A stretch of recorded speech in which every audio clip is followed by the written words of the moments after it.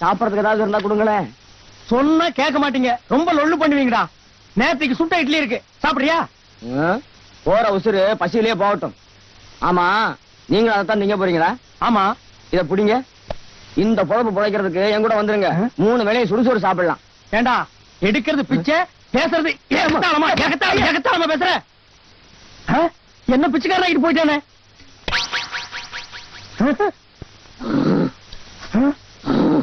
என்னடா அது? நம்ம செட்டியார்ட்ட மை செட்டு போட்டோம்ல, அந்த பணத்தை கேட்ட கொடுக்க மாட்டேன்ட்டான். அதான் காலை கடிச்சு எடுத்து வந்துட்டேன். ஏன் பஸ் போட்டீங்க? ஆட பரதேசி நாயே, அவன் கிட்னியை கடிச்சிட்டு வந்திருந்தாலும் 5000 10,000 ஆஸ்பத்திரி வித்தாலும் பொழைச்சிருப்பேன். காலனா பிரயோஜனம் இல்ல, அவன் காதை கடிச்சு வந்திருக்கேடா. பாஸ், நான் என்ன முட்டாளா இல்ல பைத்தியக்காரனா? அவன் காதுல ஒரு பொன் தோடு இருக்கு.